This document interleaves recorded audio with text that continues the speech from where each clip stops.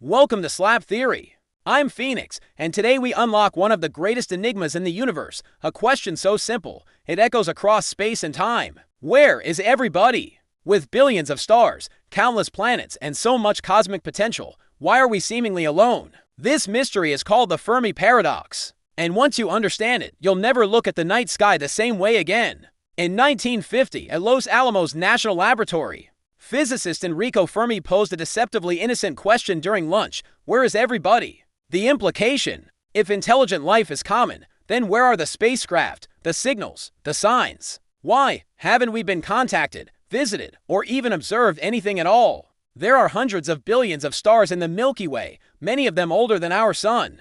Astronomers now estimate there are more than 300 million potentially habitable planets in our galaxy alone. And yet, silence. The Fermi Paradox is the stark contradiction between the high probability of alien life and our complete lack of contact with it. To explore this mystery, scientists use a tool known as the Drake equation. It multiplies several key factors to estimate how many active, communicative civilizations might exist in our galaxy. It looks at the rate of star formation, the fraction of those with planets, the number of planets that could support life, the fraction where life actually forms, where that life becomes intelligent, where those civilizations emit detectable signals, and finally, how long those civilizations last, even if most of those numbers are small. The end result still predicts dozens, hundreds, or even thousands of civilizations in our galaxy, and yet, once again, nothing, no signals, no beacons, no cosmic neighbors waving hello. So either we're incredibly early to the party, or something's very, very wrong.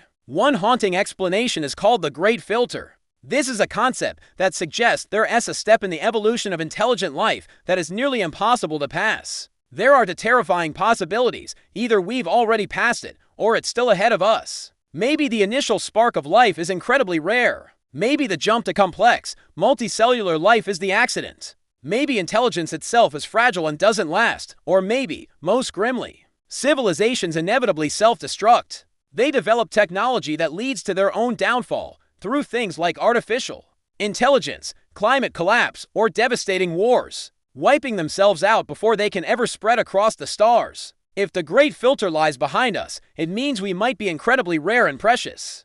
But if it lies ahead of us, we may be doomed. And the worst part is, we wouldn't know which version is true until it's far too late. But what if we're not alone, and they're just hiding? One idea is the zoo hypothesis, where advanced civilizations are observing us silently, like cosmic zookeepers, careful not to interfere with our natural development. Then there's the dark forest theory, which suggests the universe is a dangerous and predatory place. In this scenario, civilizations stay absolutely quiet to avoid being hunted by others. Any noise you make is a signal to a potential predator that you exist, and that could mean your extinction. It's a cosmic forest where silence is survival. Or what about the simulation theory?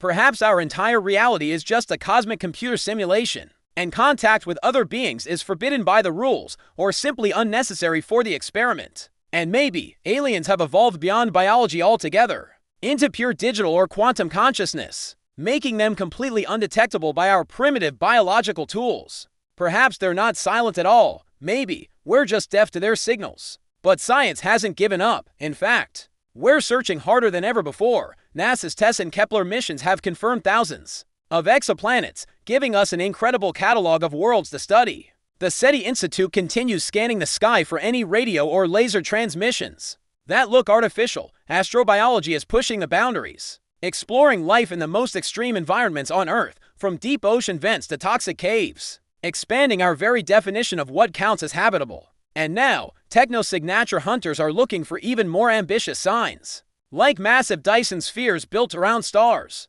unnatural chemical signatures in planetary atmospheres, or even strange gravitational anomalies that could signal advanced engineering. Each new discovery brings us one step closer to knowing whether the universe is teeming with life, or whether we truly are a cosmic fluke. Either way, the implications are massive. If we're alone, then we are the first flicker of light in a vast sea of darkness. If we are not alone, then something or someone is still out there. There are questions that remain unanswered. Are we looking too narrowly? Are our methods too primitive? Are we even asking the right questions? And can we survive long enough as a species to become the kind of advanced civilization we're looking for? And perhaps the biggest question of all, if we do finally discover we're not alone, Will we still recognize ourselves in the cosmic mirror? This has been Slap Theory, where science meets the edge of imagination. I'm Phoenix, and I thank you for diving with me into the unknown. If you found this video thought-provoking, subscribe for more mysteries.